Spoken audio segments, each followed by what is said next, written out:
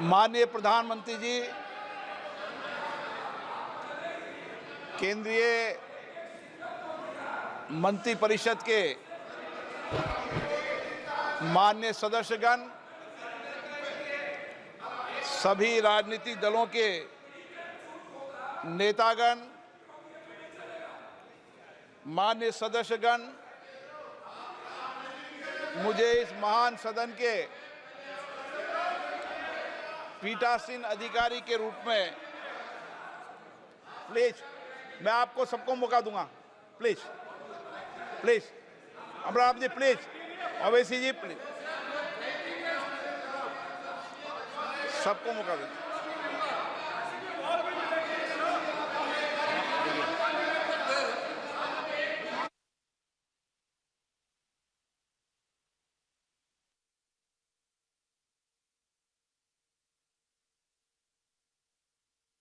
बैठिए, एक एक मिनट बोलना, एक एक मिनट प्लीज, एक एक मिनट प्लीज बैठिए, प्लीज बैठिए, प्लीज।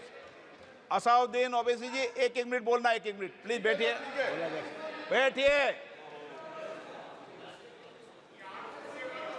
आपको नहीं बुलाया। माननीय सदस्यगण, जब स्पीकर सीट से खड़ा हो जाता है तो मैं माननीय सदस्यों को अवगत कराना चाहता हूं, वह बैठ जाया करें। ये मैं पहली बार कह रहा हूं, मुझे 5 साल कहने का अवसर नहीं मिलना चाहिए। असाउद्दीन ओवैसी जी। सर, मैं आपको अपनी जानिब से, पूरे मुल्क की जानिब से मुबारकबाद देता हूं और मुझे यकीन है कि आपकी पार्लियामेंट की आवाम इस बात पर फख्र कर रही है कि आप दूसरी मर्तबा इस ऐवान के स्पीकर बने हैं। सर, आप इस हाउस के रिपोजिटरी है, कस्टोडियन है, मगर हकीकत यह है कि अक्सरियती जमात के पास नंबर है मगर उनके पास अक्सरियत की ताकत नहीं है। यहाँ अपोजिशन के पास अक्सरियत की आवाज़ भी है, तो इसीलिए मेरी आपसे गुजारिश है कि आप छोटी पार्टियों को मौका दीजिए और मुझे यकीन है कि आप 17वीं लोकसभा में जिस तरह शफकत का मुजाहरा मुझ पर किया, हम छोटी पार्टियों पर, मैं उस समुदाय से आता हूँ जो इस ऐवान में सिर्फ 4% है, तो हमको आवाज़ उठाने की आवाज़ दीजिए। सर, आखिर में मुझे यकीन है कि आप वहाँ पर बैठे हैं तो ये ऐवान एक कीमती हीरे की तरह ना सिर्फ इस मुल्क की आवाम में, दुनिया में चमकेगा और आपके बोझ को ये सरकार कम करेगी डिप्टी स्पीकर बनाकर। इतना बोझ आप पर नहीं डालना चाहिए। मैं मुबारकबाद देता हूं सर आपको, मैं मुबारकबाद देता हूं कि आप छोटी पार्टियों पर, ये ऐवान अपोजिशन और छोटी पार्टियों का भी है, हमको आप आवाज़ का मौका देंगे। इस हाउस का कैरेक्टर बदल चुका है सर, इस हाउस का कैरेक्टर बदल चुका है। अब बीजेपी स्टीम रोल नहीं कर पाएगी। हम आपसे मुबारकबाद देते हैं। शुक्रिया sir. Shri NK. Premachandran. Thank you very much, Speaker sir. Sir, I, on behalf of my party, Revolutionary Socialist Party (RSP), extend hearty congratulations in assuming the highest office of democracy, that too in the largest democracy in the world. Sir, your experience, 30 years of experience in Parliament and the legislature, that is in Rajasthan State Legislative Assembly as well as 3 terms in Parliament, and also 5 years as the Speaker of this House. Definitely, I believe that, firmly believe that the expertise leadership will give fruitful results to the 18th Lok Sabha in running the House. Sir, I would like to say some quotations. The Pandit Jawaharlal Nehru, sir, it is a famous quotation that the Speaker, the symbol of nation's freedom and liberty. Sir, Kaul and Shakhtar refer the Speaker as the conscious and guardian of the House. Sir, I would like to refer the Speaker is the soul and spirit of Indian democracy and the custodian of the House. And further, I would like to say that while the government has its way in the House, it is incumbent upon the Speaker to ensure that the opposition has its full say. Sir, I would like to urge upon the Honorable Speaker, sir, the opposition's legitimate demands and rights of the opposition has to be protected so as to have a healthy democratic practice in our country. Sir, one more point I would like to make. So the independence of the Parliament has to be protected at any cost. Why I am saying this is, sir, we know that the separation of powers, judiciary, executive and legislature, is the essential ingredients, basic character of the Constitution. That has to, sir, one historic example I would like to say. In 1647, the King Charles I entered into the House of Commons and demanded the relieving of 5 MPs from the House as they are guilty of treason. And what the then Speaker, William Lenthal, he was the Speaker of the House of Commons, what he said, I would like to quote and I will end. Sir, I would like to quote, "May it please your majesty, I have neither eyes to see nor tongue to speak in this place, but as the House is pleased to direct me, whose servant I am here, and I humbly majesty your pardon that I cannot give any other answer than this to what your majesty is pleased to," unquote. Sir, the Speaker of the House in 1647 not even succumbed to the pressure of the King Charles I, who has never cared of the Parliament. Sir, I strongly believe that I hope and believe that your expertise, experience can bring back the glory of our Parliament, the traditions and customs, and thereby protect the independence of the Parliament. And once again, I extend my hearty congratulations in assuming the post of the Speaker after Balram Chatterjee for the consecutive 2 times. Thank you very much, sir. Very good. सदन का अच्छा दिन है। पप्पू जी बार बार मत उठा करो, आप senior member हैं। कैसे मैं माननीय सदस्यों सबसे आग्रह करना चाहता हूं, आज एक अच्छा दिन है, आप अपनी बात संक्षिप्त में कह दें। जो कुछ भी पॉलिटिकल बात कहनी है आपको राष्ट्रपति अभिभाषण में पर्याप्त समय, पर्याप्त अवसर मिलेगा। श्री अमरा राम जी। अध्यक्ष महोदय, आप दूसरी बार इस महान सदन के अध्यक्ष के पद पे आसीन हैं। मैं मेरी ओर से और मेरी पार्टी भारतीय कम्युनिस्ट पार्टी मार्क्सवादी की ओर से आपका हृदय से आभार व्यक्त करता हूं और उम्मीद करता हूं कि इस न्याय के आसन में जो सर्वोच्च सदन इस देश का है, उसमें इस सदन में जनता की आवाज़ प्रतिपक्ष की तरफ से सुनने में आप निश्चित रूप से अपना समय देंगे।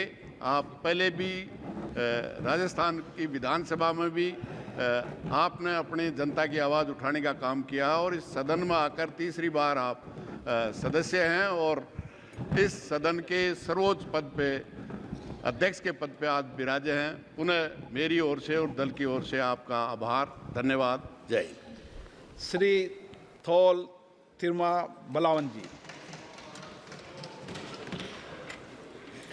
மாண்புமிகு அவைத்தலைவருக்கு வணக்கம். மீண்டும் இரண்டாவது முறையாக இந்த அவையின் தலைவராக தேர்ந்தெடுக்கப்பட்ட உங்களுக்கு நான் அங்கவகிக்கும் விடுதலை சிறுத்தைகள் கட்சியின் சார்பிலும் இந்தியா கூட்டணியின் சார்பிலும் எனது மனம் நிறைந்த வாழ்த்துக்களை தெரிவித்துக் கொள்கிறேன். தங்கள் இருக்கையில் வலது பக்கத்தில் செங்கோல் உள்ளது. செங்கோல் என்பது அதிகாரத்தின் அடையாளம் அல்ல, யார் பக்கமும் சாயக்கூடாது, நேர்மையாக இருக்க வேண்டும் என்பதற்கான நீதி தவறாமையின் அடையாளமாகும். இந்த இருக்கையின் அழகே நீதி தவறாமைதான். கடந்த காலங்களில் நீங்கள் சிறப்பான ஒரு அவைத்தலைவர், சபாநாயகர் என்பதை நிரூபித்திருக்கிறீர்கள். ஆனால் ஆளுங்கட்சிக்கு ஒரு சார்பாகவும் எதிர்க்கட்சிக்கு ஒரு வகையாகவும் அணுகியிருக்கிறீர்கள் என்பது அனைவரும் அறிந்த உண்மை. ஆளுங்கட்சி என்பது ஆட்சி அதிகாரத்தோடு இருக்கிற ஒரு வலுவான கட்சி. ஆகவே ஆளுங்கட்சி சார்பு நிலை இருக்கக்கூடாது என்பதைத்தான் இங்கே எதிர்க்கட்சி தலைவர்கள் கோரிக்கையாக வைத்திருக்கிறார்கள். கடந்த முறை பல்வேறு மசோதாக்களை பண மசோதா என்று ஆளுங்கட்சி அறிமுகப்படுத்தியது. எது பண மசோதா, மணி பில் என்பதை தீர்மானிக்கிற அதிகாரம் உங்களுக்கு மட்டுமே இருக்கிறது.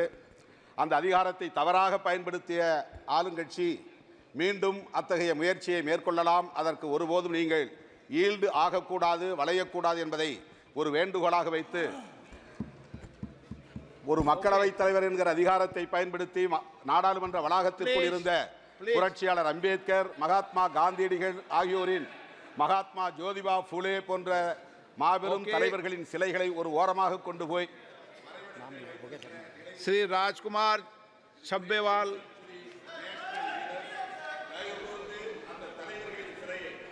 आप कोई किसी सदस्य का वकील मत बना करो प्लीज। राजकुमार छब्बेवाल जी, राजकुमार जी बोलना है आपको। धन्यवाद धन्यवाद सर। राजकुमार जी बोलना है। नहीं नहीं, आप नहीं, राजकुमार छब्बेवाल जी, आप राजकुमार रोथ हो, प्लीज। ਮਾਨਯੋਗ ਸਪੀਕਰ ਸਾਹਿਬ, ਮੈਂ ਤੁਹਾਨੂੰ ਅਤੇ ਸਰਕਾਰ ਨੂੰ ਤੁਹਾਡੇ ਰਾਹੀਂ ਤੇ ਮਜ਼ਬੂਤ ਆਪੋਜੀਸ਼ਨ ਜਿਹੜੀ ਦੇਸ਼ ਨੇ ਚੁਣ ਕੇ ਭੇਜੀ ਹੈ, ਮੈਂ ਸਾਰਿਆਂ ਨੂੰ ਸਰ ਇੱਥੇ ਬਹੁਤ-ਬਹੁਤ ਮੁਬਾਰਕਬਾਦ ਦੇਣਾ ਚਾਹੁੰਦਾ। ਆਪਣੇ ਵੱਲੋਂ, ਆਪਣੀ ਪਾਰਟੀ ਵੱਲੋਂ, ਆਪਣੇ ਸਾਥੀ ਸੰਸਦਾਂ ਵੱਲੋਂ ਤੁਹਾਨੂੰ ਬਹੁਤ-ਬਹੁਤ ਮੁਬਾਰਕਬਾਦ। ਸਰ ਮੈਂ ਬਹੁਤ ਧੰਨਵਾਦੀ ਹਾਂ ਔਰ ਭਾਰਤ ਰਤਨ ਬਾਬਾ ਸਾਹਿਬ ਭੀਮ ਰਾਓ ਅੰਬੇਡਕਰ ਨੂੰ ਅੱਜ ਮੈਂ ਯਾਦ ਕਰਦਾ ਹਾਂ ਕਿ ਉਹਨਾਂ ਦੀ ਬਦੌਲਤ ਅੱਜ ਅਸੀਂ ਸਾਰੇ ਇੱਥੇ ਹਾਂ। ਵੀ ਆਰ ਬਿਕੋਜ਼ ਹੀ ਵਾਜ਼। ਸੋ ਉਹਨਾਂ ਦੀ ਬਦੌਲਤ ਅੱਜ ਇੱਥੇ ਮੈਨੂੰ ਰਿਪਰੈਜ਼ੈਂਟ ਕਰਨ ਦਾ ਮੌਕਾ ਮਿਲਿਆ। ਸਪੀਕਰ ਸਾਹਿਬ, ਇਹ ਬਹੁਤ ਹੀ ਅੱਛਾ ਹੁੰਦਾ ਕਿ ਅੱਜ ਸਪੀਕਰ ਦੀ ਚੋਣ ਜਿਸ ਤਰ੍ਹਾਂ ਕਰਨ ਦਾ ਮੌਕਾ ਮਿਲਿਆ, ਇਹ ਚੋਣ ਨਾ ਕਰਨ ਦਾ ਮੌਕਾ ਮਿਲਦਾ, ਸਰਵਸੰਮਤੀ ਨਾਲ ਸਪੀਕਰ ਵੀ ਬਣਦਾ ਤੇ ਡਿਪਟੀ ਸਪੀਕਰ ਵੀ ਬਣਦਾ। ਕਿਉਂਕਿ ਡਿਪਟੀ ਸਪੀਕਰ ਹਮੇਸ਼ਾ, ਜੇਕਰ ਅੱਜ ਮੈਂ ਅਟਲ ਬਿਹਾਰੀ ਵਾਜਪਾਈ ਜੀ ਨੂੰ ਯਾਦ ਕਰਾਂ ਤੇ GMC ਬਾਲ ਜੋਗੀ ਜੀ TDP ਤੋਂ ਸੀ ਔਰ ਸਪੀਕਰ ਸੀਗੇ ਔਰ प्लीज माननीय सदस्य और कांग्रेस से बैठे डिप्टी स्पीकर थे। सर मैं आपको धन्यवाद देता हूं। सर एक minute sir, I will conclude sir. एक मिनट सर। डिप्टी स्पीकर का चुनाव कब होता है कानून में पढ़ा करो। सर हो या ना हो पर बना देना चाहिए था, इसमें बड़ी बात होती, राजकुमार आपको और लोग बधाई देते। जी राजकुमार साहबान जी।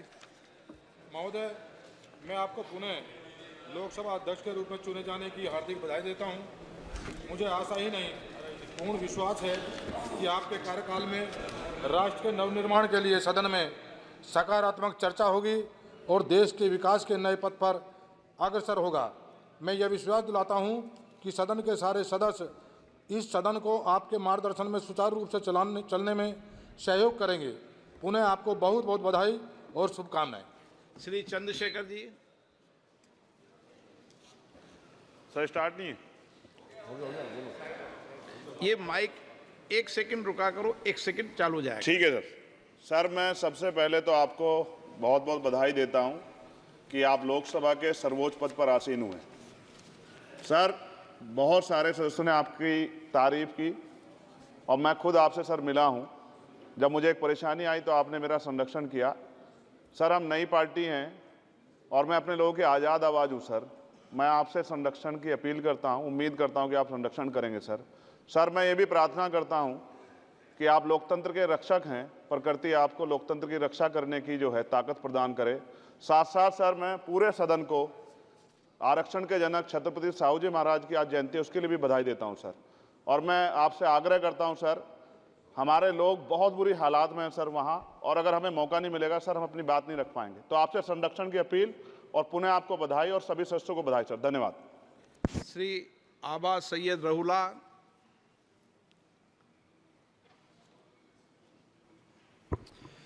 जनाब स्पीकर साहब, मैं आपको जम्मू कश्मीर नेशनल कॉन्फ्रेंस की तरफ से स्पीकर मुंतखब होने पे मुबारकबाद पेश करता हूँ और आपसे ये गुजारिश है कि आज के बाद आप न बीजेपी है, न कांग्रेस है, न समाजवादी है। आज के बाद सिर्फ आपकी एक ही पार्टी है, आईन Hind, the constitution of India. उम्मीद है कि आज के बाद आप उसके कस्टोडियन होंगे और इस हाउस में, जिसे जमहूरियत का सबसे बड़ा इदारा कहा जाता है, जमहूरियत की मिसालें होगी।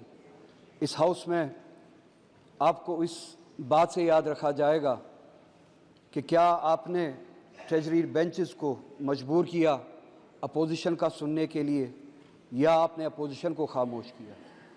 आपको P20 के लिए याद नहीं किया जाएगा, आपको याद किया जाएगा जब इसी ऐवान में एक मुसलमान MP को टेररिस्ट कहा गया क्योंकि वो मुसलमान है। आपने उस आवाज़ को, उस नाजायज़ आवाज़ को कैसे खामोश किया, या आपने उन आवाज़ों को उठने दिया। अगर एक MP जो चुना हुआ नुमाइंदा होता है, अगर उसको इस हाउस में जमहूरियत के बड़े इदारे में टेररिस्ट कहा जा सकता है, तो उन मुसलमानों को सड़कों पे भी टेररिस्ट कहा जा सकता होगा। इसी तरह से ऑनरेबल स्पीकर, एक मिनट बैठिए। एक मिनट बैठिए। माननीय सदस्यगण, ये सदन का पहला दिन है। आप बोलते समय क्या टिप्पणी कर रहे हैं उसका ध्यान रखो। अभी कार्यकाल को देखो, उसके बाद टिप्पणी करो। पे बात कर रहा हूँ। मैं ये गुजारिश करूँगा, सबसे बड़ा इदारा है जमहूरियत का, यहाँ पे ऐसी मिसाल नहीं होनी चाहिए थी। और आप उसके कस्टोडियन थे जब 370 की बिल 1 मिनट में लाई गई और आधे घंटे में पास की गई। आधे घंटे में पास की गई। प्लीज बैठिए। आप रहिए, इनको ज्ञान नहीं है, उस पर 9.5 घंटे तक डिबेट हुई थी। चलो बैठे, चलिए। Okay okay. Francis George.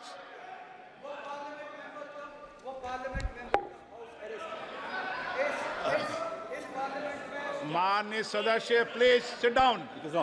Francis George, बोलना है आपको? हाँ बोलिए। Sir, on behalf of the Kerala Congress Party, I join with the Honorable Prime Minister and the Honorable Opposition leader and all the other leaders in congratulating you on assuming this high post of Speaker of the Lok Sabha. In fact, you got re-elected. We are all happy about it. But sir, we have a lot of issues to discuss in the coming days. The Honorable Prime Minister said the last 5 years under you was a golden period. In fact, I don't know what was golden about it. Suspending of members en masse and also passing of bills without discussion, can we call it golden? Sir, I think unfortunately that was not so. In fact, since due to the paucity of time, I am not flagging many issues. We have a lot of issues galore to discuss in the coming days. Sir, we have the farmers issue. Sir, let me complete, sir. Let me complete, sir. Sir, this is one point which I would like to tell you, sir, because there may be quite a few of one-member, two-member parties like us. Don't take a benign neglect attitude towards us. We should also get time to air our views. Because we represent the... मर्यादा बोलोगे तो बोलने देंगे, अब मर्यादित बोलने तो मौका नहीं देंगे। तो बालाशोरी, ऐसे नहीं चलेगा। चलिए बालाशोरी जी। Of my Janasena Party President, Sri Pawan Kalyan Garu, and my own behalf, I express my heartfelt congratulations and best wishes to you on your election as the Speaker of this prestigious House. Sir, I am confident. My party is confident. The House and 140 crore people of this country are confident that you will accomplish a great deal as Speaker of this House. Sir, this is my thought as member of this House. Sir, I am here because of my party leader, Sri Pawan Kalyan Garu. Sir, I sincerely thank and express my gratitude to him for giving me this opportunity. Sir, Pawan Kalyan Garu is a star in AP, and Honorable PM rightly said during the NDA meeting in the Central Hall of Samyadan Sadhan that a Pawan nahi on the high. This is true. He is a tufan in Andhra politics. Sir, Pawan Kalyan Garu has made a record in history of independent India. Sir, Janasena Party is the only party in the country since independence which has got 100% strike rate both in Lok Sabha and Assembly elections. Please. Sir, Janasena Party fought 21 Assembly and 2 Lok Sabha seats and won all 21 Assembly seats. Sir, Okay. Sir, Please. Okay, Rajesh Ranjan ji. अध्यक्ष जी, हृदय से okay, माननीय सदस्य नहीं, आपका कोई record नहीं जा रहा। अध्यक्ष जी, राजेश रंजन जी, आप बोलना चाहते हैं? बोलिए। अध्यक्ष जी, हृदय की गहराइयों से बालाशोरी जी, प्लीज। अध्यक्ष जी, हृदय की गहराइयों से न्यायाधीश के सर्वोत्तम और सर्वश्रेष्ठ कुर्सी पे आपने जो गौरवपूर्ण और गरिमामयी जो आप आज पुनः दोबारा हम सबके गार्जियन के रूप में देश की स्वाभिमान, सम्मान और अभिमान की संविधान की स्वतंत्रता को बढ़ाए रखने के लिए जो आप हम सब के बीच दोबारा स्पीकर के रूप में आए हैं, हृदय की गहराइयों से मैं आपको बधाई देता हूं। मैं सिर्फ एक ही लाइन में कहूंगा, मैं स्वतंत्र आवाज हूं इस देश के करोड़ों विचार के उस संरक्षण वाले हर समाज वर्ग और समूह व्यवस्था का। मैं हमेशा अपेक्षा रखूंगा बिहार के साथ साथ संविधान और स्वतंत्र आवाज को आप संरक्षण देंगे। वैसे मैं सिर्फ एक लाइन कहूंगा कि मैं इस देश का निर्भीक, स्वतंत्र और बिना भय में जीने वाला व्यक्ति हूं और मजबूत नेतृत्व के साथ यह जो समूह है, भैया सुन तो लीजिए, क्यों बोलते हैं, मजबूत नेता के रूप में स्वतंत्र, निष्पक्ष और सच्चाई के रास्ते पर इंडिया गठबंधन के विपक्ष के मजबूत नेता आदरणीय राहुल गांधी जी और सभी एनडीए घटक के नेताओं के भीतर इस देश के विपक्ष की आवाज सिर्फ उसकी लोकतांत्रिक मूल्यों की रक्षा के लिए है। आप नैतिकता के मूल्यों के सर्वश्रेष्ठ कुर्सी पर विराजमान हैं। हमें उम्मीद है कि नैतिकता का मूल्यों का ह्रास नहीं होगा और आप सर्वश्रेष्ठ इस देश की संविधान की रक्षा करेंगे और हम सबको भी आप संरक्षण देंगे। बहुत बहुत धन्यवाद। नमस्कार। राजकुमार रोथ।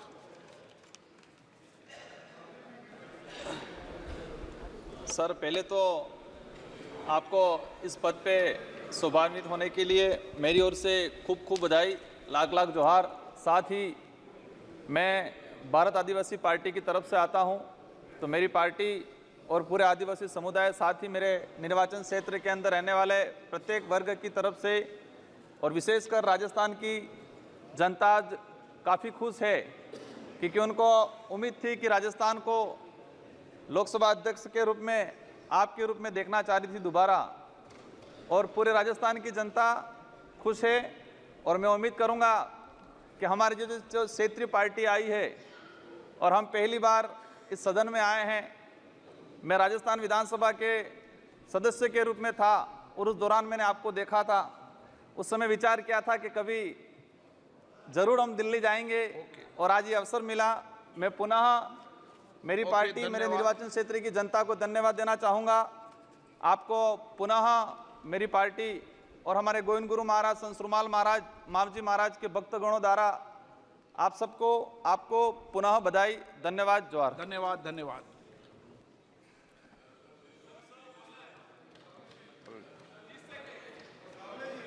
माननीय प्रधानमंत्री जी, केंद्रीय परिषद के माननीय सभी सदस्यगण, सभी दलों के नेतागण, सभी माननीय सदस्यगण, मुझे पुनः इस महान सदन के पीठासीन अधिकारी के रूप में दायित्व निर्वहन करने का अवसर प्रदान किया, इसके लिए मैं आपका हार्दिक आभार व्यक्त करता हूं। मैं माननीय प्रधानमंत्री जी और सभी दलों के नेताओं और माननीय संसद सदस्यों का, जिन्होंने मेरे प्रति विश्वास व्यक्त किया, उसके लिए भी मैं आपका आभारी हूं। ये 18वीं लोकसभा में दुनिया का सबसे बड़ा लोकतंत्र का उत्सव, और उत्सव में भौगोलिक विविधताएं, प्रतिकूल मौसम, अन्य चुनौतियों के बाद भी जिस सक्रियता से 64 करोड़ ज़्यादा से मतदाताओं ने भाग लिया, मैं सदन की ओर से उनको और देश की जनता को के प्रति भी आभार व्यक्त करता हूं। मैं निर्वाचन आयोग, जिसने निष्पक्ष, निर्बाध एवं पारदर्शी तरीके से निर्वाचन प्रक्रिया संपन्न कराई, दूर दराज के इलाके में एक मत को भी मतदान करने के लिए जो उन्होंने प्रयास किया, उसके लिए मैं निर्वाचन आयोग को धन्यवाद देता हूं। माननीय प्रधानमंत्री नरेंद्र मोदी जी के नेतृत्व में लगातार तीसरी बार एनडीए की सरकार बनी है। पिछले एक दशक में जनता की अपेक्षाएं, आशाएं, आकांक्षाएं बढ़ी है। इसलिए हम सबका दायित्व हो जाता है कि हम उनकी अपेक्षाएं, आकांक्षाओं को प्रभावी तरीके से पूर्ण करने के लिए सामूहिक प्रयास करें। माननीय सदस्यगण, 18वीं लोकसभा हमारे एक नए विजन और नए संकल्प की सभा होनी चाहिए। 18वीं लोकसभा हमारे रचनात्मक चिंतन एवं नूतन विचार की सभा होनी चाहिए, जिसमें उच्च कोटि की संसदीय परंपरा स्थापित हो, पक्ष प्रतिपक्ष की मर्यादित सहमति असहमति की अभिव्यक्ति हो, देश के समक्ष ज्वलंत मुद्दों पर सार्थक चर्चा संवाद हो और विकसित भारत के संकल्प को पूरा करने के लिए इच्छा शक्ति के साथ ये संकल्प काम करे। माननीय सदस्यगण, मैं इस अवसर पर मेरे पूर्वतः पीठासीन अधिकारी को भी स्मरण करना चाहता हूं, जिन्होंने अपनी कार्यकुशलता से इस सदन की दक्षता को, इसकी मर्यादा को, इसकी परंपरा को, इसकी गरिमा को प्रतिष्ठा देने का पूरा प्रयास किया। मुझे भी 5 वर्ष पीठासीन अधिकारी के रूप में ये गौरव प्राप्त हुआ। मैंने कोशिश की कि सभी सदस्यों को पर्याप्त समय, पर्याप्त अवसर मिले। मुझे खुशी है कि सदन की प्रोडक्टिविटी भी उच्चतम रही और संसदीय परंपराओं और परिपाटियों का भी हमने उच्च प्रतिमान स्थापित किया। मुझे प्रसन्नता है कि इस लोकसभा में 281 माननीय सदस्य पहली बार चुन के आए हैं। मैं सदन की ओर से उनका अभिनंदन करता हूं। मुझे आशा है कि निर्वाचित सदस्य सदन के नियमों, परंपराओं, परिपाटियों का गहन अध्ययन करेंगे और अपने वरिष्ठ सहयोगियों के अनुभवों का लाभ उठाकर शेष संसदीय परंपराओं का पालन करेंगे। माननीय सदस्यगण, संसद के इस नए भवन में कई ऐतिहासिक कानून भी पारित हुए, ऐतिहासिक निर्णय भी हुए, जिसका बरसों तक हम इंतजार कर रहे थे। महिला नारी शक्ति वंदन विधेयक वो पारित हुआ और हमने उसको नेतृत्व में भागीदारी देने का निर्णय किया। उसके साथ कई मुद्दों पर चर्चा हुई और कई महत्वपूर्ण विधेयक भी पारित हुए। ये वर्ष हमारे संविधान निर्माण की यात्रा का 75 वर्ष है। मैं संविधान निर्माण में भूमिका निभाने वाले उन सभी मनीषियों को नमन करता हूं, जिन्होंने दलगत भावनाओं से, निजी विचारधाराओं से ऊपर उठकर प्रत्येक बिंदु पर गहन अध्ययन, विचार विमर्श, चर्चा, संवाद कर एक ऐसा संविधान बनाया जो आज भी हमारा मार्गदर्शक है। मैं आप सभी से आग्रह करना चाहता हूं कि 18वीं लोकसभा में भी हम महान संविधान निर्माताओं को स्मरण करते हुए राष्ट्र हित में, लोक कल्याण में ऐसी नीतियां बनाएं, ऐसे कानून बनाएं जिससे समाज के शोषित, पीड़ित, वंचित वर्ग का उत्थान हो सके और अंतिम व्यक्ति के जीवन में सामाजिक आर्थिक कल्याण हो सके। मैं इस अवसर पर माननीय प्रधानमंत्री जी को का धन्यवाद देना चाहता हूं, आभार व्यक्त करना चाहता हूं, जिनके मार्गदर्शन में इस दशक के अंदर संविधान दिवस मनाने की श्रेष्ठ परंपरा शुरू हुई। संविधान पर चर्चा हुई, डिबेट हुई और साथ के साथ माननीय प्रधानमंत्री जी ने पीठासीन अधिकारियों में सभी राज्य के पीठासीन अधिकारियों को कहा कि वह अपने अपने राज्य में नो योर कॉन्स्टिट्यूशन, हमारी युवा पीढ़ी संविधान को जाने, संविधान को समझे और संवैधानिक कर्तव्यों को और दायित्वों को निभाते हुए देश के विकास में सक्रिय योगदान दे। मेरी कोशिश रहेगी कि मैं सभी मान्य सदस्यों को पर्याप्त समय, पर्याप्त अवसर दूं। ये संसद सभी पक्षों के विचार वाली सभा है। सभी पक्षों के विचार यहाँ पर आने चाहिए।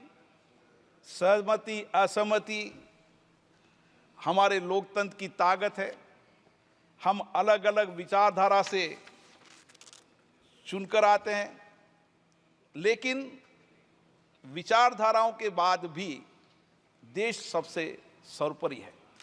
मुझे आशा है कि अपने अपने दल की विचारधारा और जिन मुद्दों पर असहमति होगी, आप जोर से असहमति व्यक्त करेंगे।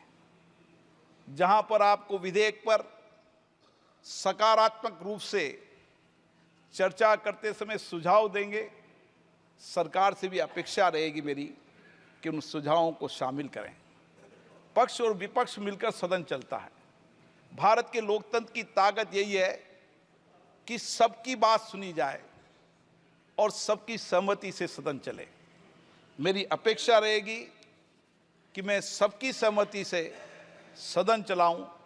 एक दल का व्यक्ति हो, उसको भी पर्याप्त समय, पर्याप्त अवसर मिले, क्योंकि देश की जनता ने उनको चुनकर भेजा है। और मैंने कोशिश की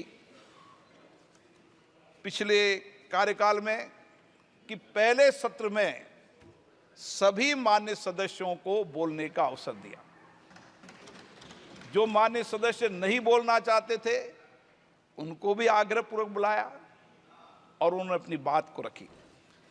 मैं कोशिश करूंगा कि उसी भावनाओं से आप सबका मत, विचार सदन में आए और मैं निष्पक्ष रूप से सदन का संचालन कर सकूं। लेकिन मेरी अपेक्षा रहेगी कि निर्बाध रूप से सदन चले, ये मेरी आपसे अपेक्षा रहेगी। हम सब लोग यहाँ पर चुनकर आते हैं और जनता की बहुत अपेक्षाओं से चुनकर आते हैं। इसलिए मैं बार बार आग्रह करता हूँ कि सदन में गतिरोध नहीं होना चाहिए। सदन में आलोचना हो, विचार व्यक्त हो, अभिव्यक्ति हो, लेकिन गतिरोध सदन की परंपरा नहीं है। बेल में आना सदन की परंपरा नहीं है। मेरी कोशिश रहेगी कि जो संसदीय मर्यादा है उसके पालन करने की जिम्मेदारी आपने मुझे दी है और मैं उसका पालन करूंगा। मैं कभी मान्य सदस्यों के खिलाफ कोई कार्रवाई नहीं करना चाहता, लेकिन आप सब भी ये चाहते हैं कि सदन की उच्च कोटि परंपरा प्रपाटियाँ लागू रहे। इसके लिए मुझे कठोर निर्णय लेने पड़ते हैं। मेरी इस 18वीं लोकसभा में अपेक्षा रहेगी कि हम सब लोग बहुत अच्छा संवाद करें, उच्च कोटि की संवाद करें, चर्चा करें।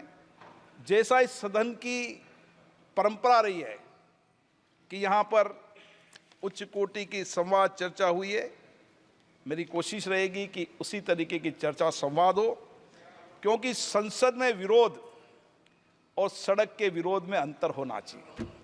हमें जनता ने चुनकर भेजा है संसद के लिए, इसलिए मेरी अपेक्षा रहेगी कि हम विरोध के तरीके को संसद की मर्यादा के अनुरूप अपनाएं।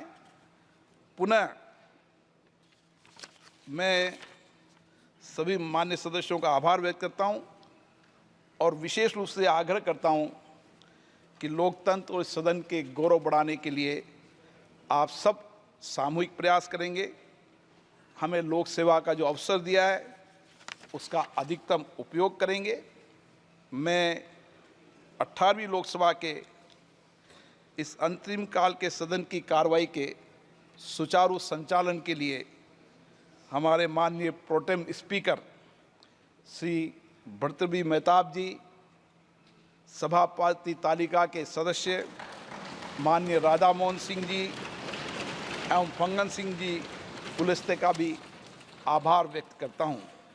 मैं लोकसभा के महासचिव, सचिवालय के सभी कर्मचारियों की समर्पित सेवा के लिए उनको धन्यवाद देता हूं और मैं आशा करता हूं जो विचार आपने व्यक्त किए हैं हम सब मिलकर इस 18वीं लोकसभा की सदन की गरिमा और प्रतिष्ठा को बढ़ाएंगे। धन्यवाद। जय हिंद।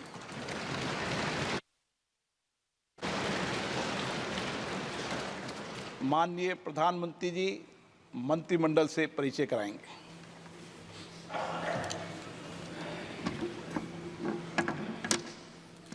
माननीय अध्यक्ष महोदय, मैं आपकी अनुमति से आपसे और आपके माध्यम से इस सम्मानित सदन से अपने मंत्रिपरिषद के सहयोगियों का परिचय कराना चाहता हूं। श्री राजनाथ सिंह, रक्षा मंत्री, श्री अमित शाह, गृह मंत्री और सहकारिता मंत्री, श्री नितिन गडकरी, सड़क परिवहन और राजमार्ग मंत्री, Shri Jagat Prakash Nadda, health and family welfare मंत्री और केमिकल्स एंड फर्टिलाइजर मंत्री, श्री शिवराज सिंह चौहान, कृषि एवं किसान कल्याण मंत्री और ग्रामीण विकास मंत्री, श्रीमती निर्मला सीतारमण, वित्त मंत्री और कॉरपोरेट कार्य मंत्री, डॉक्टर सुब्रमण्यम जयशंकर, विदेश मंत्री, Shri Manohar Lal, housing and urban affairs मंत्री और विद्युत मंत्री, Shri H D. Kumaraswamy, heavy industries मंत्री और इस्पात मंत्री, श्री पीयूष गोयल, वाणिज्य एवं उद्योग मंत्री, श्री धर्मेंद्र प्रधान, शिक्षा मंत्री, Shri Jitan Ram Manjhi, micro, small and medium enterprises मंत्री, श्री राजीव रंजन सिंह उर्फ ललन सिंह जी, पंचायती राज मंत्री और मत्स्य पालन, पशुपालन और डेयरी मंत्री, Shri Sarbananda Sonowal, ports, shipping and waterways मंत्री, doctor Virendra Kumar, social justice and empowerment मंत्री, श्री किंजरापू राम मोहन नायडू, सिविल एविएशन मंत्री, Shri Pralhad Joshi, consumer affairs, food and public distribution मंत्री और न्यू एंड रिन्यूएबल एनर्जी मंत्री, श्री जुएल ओराम, जनजातीय कार्य मंत्री, श्री गिरिराज सिंह, वस्त्र मंत्री, श्री अश्विनी वैष्णव, रेल मंत्री, सूचना एवं प्रसारण मंत्री और इलेक्ट्रॉनिक्स एंड इंफॉर्मेशन टेक्नोलॉजी मंत्री, श्री ज्योतिरादित्य एम सिंधिया, संचार मंत्री और उत्तर पूर्वी क्षेत्र विकास मंत्री, श्री भूपेंद्र यादव, पर्यावरण, वन और जलवायु परिवर्तन मंत्री, श्री गजेंद्र सिंह शेखावत, संस्कृति मंत्री और पर्यटन मंत्री, श्रीमती अन्नपूर्णा देवी, महिला एवं बाल विकास मंत्री, श्री किरण रिजिजू जी, संसदीय कार्य मंत्री और माइनॉरिटी अफेयर्स मंत्री, श्री हरदीप सिंह पुरी, पेट्रोलियम एवं प्राकृतिक गैस मंत्री, डॉक्टर मनसुख मांडविया, श्रम एवं रोजगार मंत्री और यूथ अफेयर्स एंड स्पोर्ट्स मंत्री, श्री जी किशन रेड्डी, कोयला मंत्री और खान मंत्री, Shri Chirag Paswan, food processing industries मंत्री, श्री सी आर पाटिल, जल शक्ति मंत्री। राज्य मंत्री स्वतंत्र प्रभार Shri Rao Inderjit Singh, statistics and programme implementation मंत्रालय के राज्य मंत्री स्वतंत्र प्रभार, योजना मंत्रालय के राज्य मंत्री स्वतंत्र प्रभार और संस्कृति मंत्रालय में राज्य मंत्री। Doctor Jitendra Singh, science and technology मंत्रालय के राज्य मंत्री स्वतंत्र प्रभार, अर्थ साइंस मंत्रालय के राज्य मंत्री स्वतंत्र प्रभार, प्रधानमंत्री कार्यालय में राज्य मंत्री, कार्मिक, लोक शिकायत और पेंशन मंत्रालय में राज्य मंत्री, परमाणु ऊर्जा विभाग में राज्य मंत्री और अंतरिक्ष विभाग में राज्य मंत्री। श्री अर्जुन राम मेघवाल, विधि और न्याय मंत्रालय के राज्य मंत्री स्वतंत्र प्रभार और संसदीय कार्य मंत्रालय में राज्य मंत्री। श्री जाधव प्रतापराव गणपतराव, आयुष मंत्रालय के राज्य मंत्री स्वतंत्र प्रभार और हेल्थ एंड फैमिली वेलफेयर मंत्रालय में राज्य मंत्री। Shri Jayant Chaudhary, skill development and entrepreneurship मंत्रालय के राज्य मंत्री स्वतंत्र प्रभार और शिक्षा मंत्रालय में राज्य मंत्री। राज्य मंत्री श्री जितिन प्रसाद, वाणिज्य एवं उद्योग मंत्रालय में राज्य मंत्री और इलेक्ट्रॉनिक्स एंड इंफॉर्मेशन टेक्नोलॉजी मंत्रालय में राज्य मंत्री।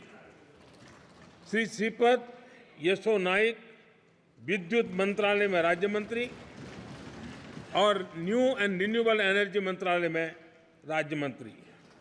श्री पंकज चौधरी, वित्त मंत्रालय में राज्य मंत्री।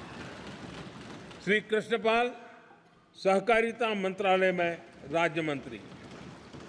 Shri Ramdas Athawale, social justice and empowerment मंत्रालय में राज्य मंत्री। श्री रामनाथ ठाकुर, कृषि एवं किसान कल्याण मंत्रालय में राज्य मंत्री। श्री नित्यानंद राय, गृह मंत्रालय में राज्य मंत्री। Shrimati Anupriya Patel, health and family welfare मंत्रालय में राज्य मंत्री और केमिकल्स एंड फर्टिलाइजर्स मंत्रालय में राज्य मंत्री। श्री वी सोमन्ना, जल शक्ति मंत्रालय में राज्य मंत्री और रेल मंत्रालय में राज्य मंत्री। डॉक्टर चंद्रशेखर पेम्मासानी, ग्रामीण विकास मंत्रालय में राज्य मंत्री और संचार मंत्रालय में राज्य मंत्री। प्रोफेसर SP सिंह बघेल, मत्स्य पालन, पशुपालन और डेयरी मंत्रालय में राज्य मंत्री और पंचायती राज मंत्रालय में राज्य मंत्री। Sushri Shobha Karandlaje, micro, small and medium enterprises मंत्रालय के राज्य मंत्री और श्रम एवं रोजगार मंत्रालय में राज्य मंत्री।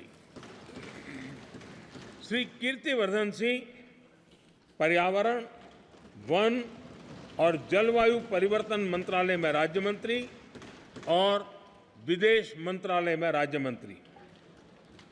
Shri BL Verma, consumer affairs, food and public distribution मंत्रालय में राज्य मंत्री और सोशल जस्टिस एंड एम्पावरमेंट मंत्रालय में राज्य मंत्री। Shri Shantanu Thakur, ports, shipping and waterways मंत्रालय में राज्य मंत्री। श्री सुरेश गोपी, पेट्रोलियम एवं प्राकृतिक गैस मंत्रालय में राज्य मंत्री और पर्यटन मंत्रालय में राज्य मंत्री। डॉक्टर L मुरुगन, सूचना एवं प्रसारण मंत्रालय में राज्य मंत्री और संसदीय कार्य मंत्रालय में राज्य मंत्री, श्री अजय टम्टा सड़क परिवहन और राजमार्ग मंत्रालय में राज्य मंत्री, श्री बंडी संजय कुमार गृह मंत्रालय में राज्य मंत्री, श्री कमलेश पासवान ग्रामीण विकास मंत्रालय में राज्य मंत्री, श्री भागीरथ चौधरी कृषि एवं किसान कल्याण मंत्रालय में राज्य मंत्री, श्री सतीश चंद्र दुबे कोयला मंत्रालय में राज्य मंत्री और खान मंत्रालय में राज्य मंत्री, श्री संजय सेठ रक्षा मंत्रालय में राज्य मंत्री, Shri Ravneet Singh food processing industries मंत्रालय में राज्य मंत्री और रेल मंत्रालय में राज्य मंत्री, श्री दुर्गादास उइके जनजातीय कार्य मंत्रालय में राज्य मंत्री, Shrimati Raksha Nikhil Khadse youth affairs and sports मंत्रालय में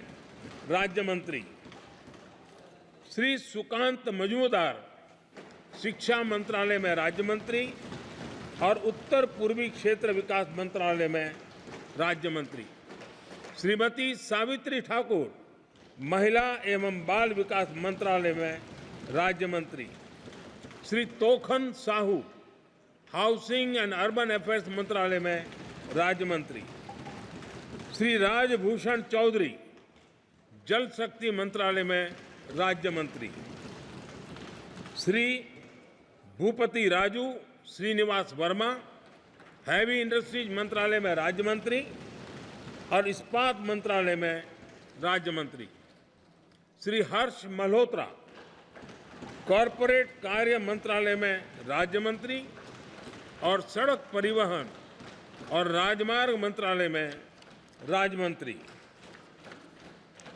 Shrimati Nimuben Jayantibhai Bambhaniya consumer affairs food and public distribution मंत्रालय में राज्य मंत्री, श्री मुरलीधर मोहोल सहकारिता मंत्रालय में राज्य मंत्री और सिविल एविएशन मंत्रालय में राज्य मंत्री, Shri George Kurian minority affairs मंत्रालय में राज्य मंत्री और मत्स्य पालन पशुपालन और डेयरी मंत्रालय में राज्य मंत्री, श्री पवित्र मार्गेरिटा विदेश मंत्रालय में राज्य मंत्री और वस्त्र मंत्रालय में राज्य मंत्री। धन्यवाद।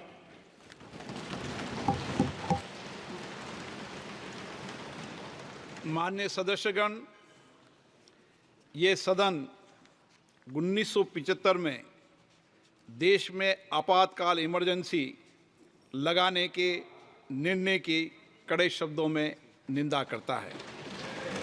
इसके साथ ही हम उन सभी लोगों की संकल्प शक्ति की सराहना करते हैं जिन्होंने इमरजेंसी का पुनर्जोर विरोध किया, अभूतपूर्व संघर्ष किया और भारत के लोकतंत्र की रक्षा का दायित्व निभाया।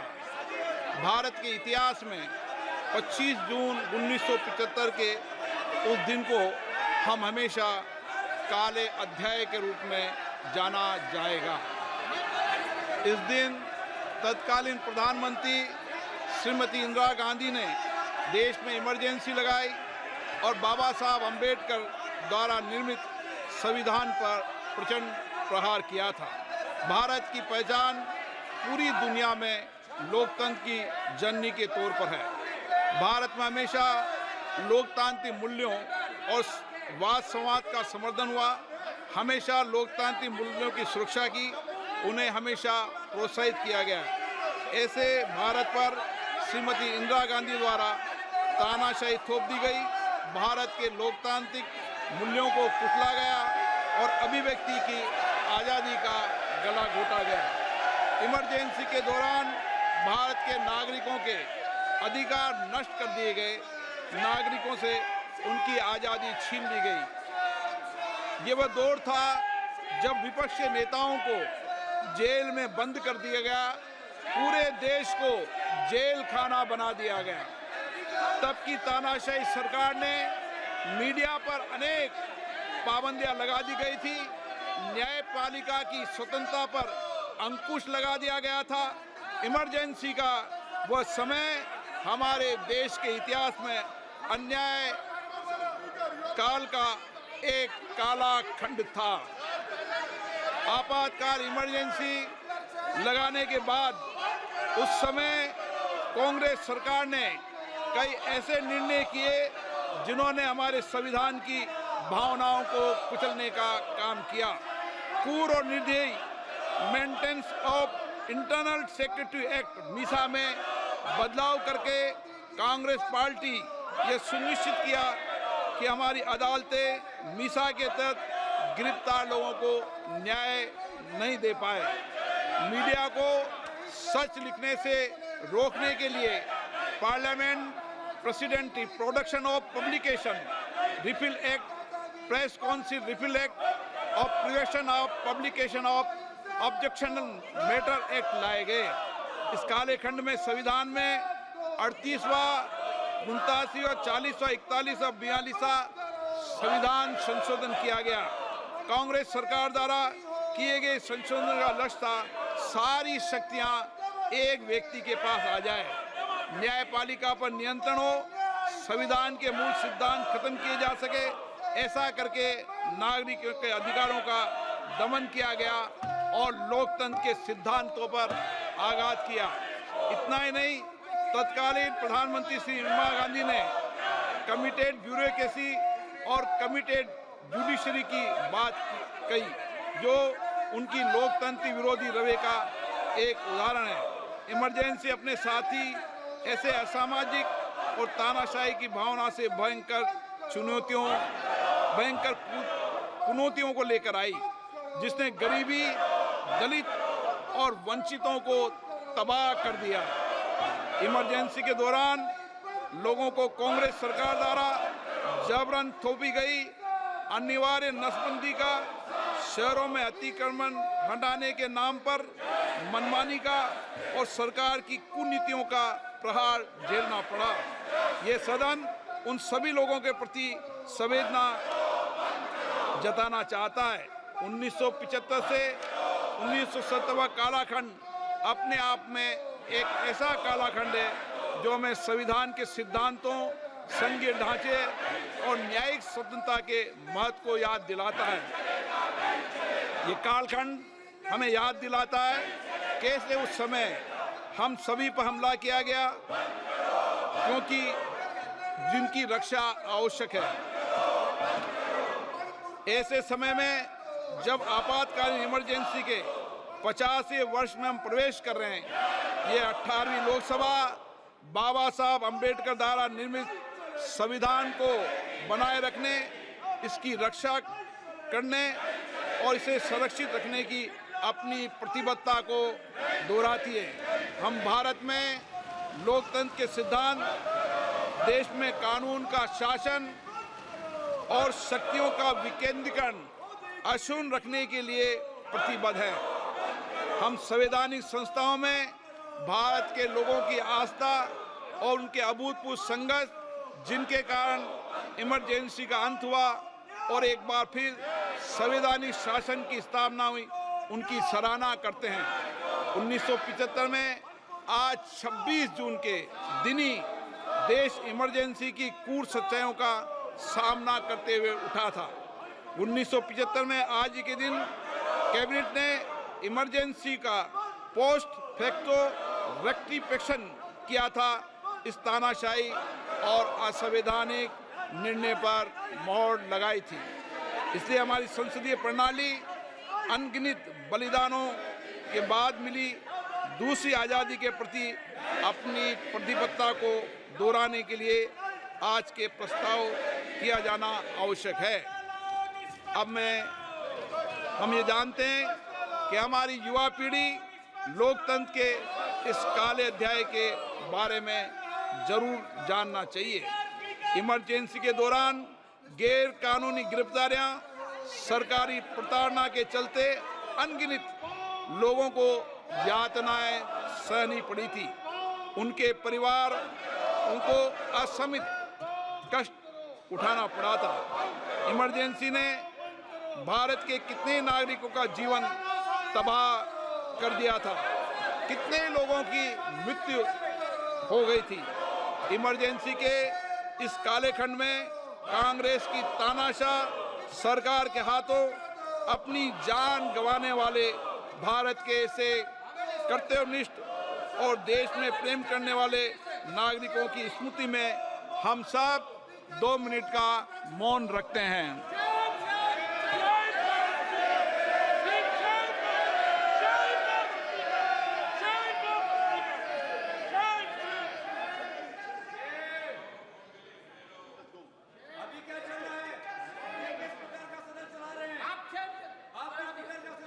ओम शांति।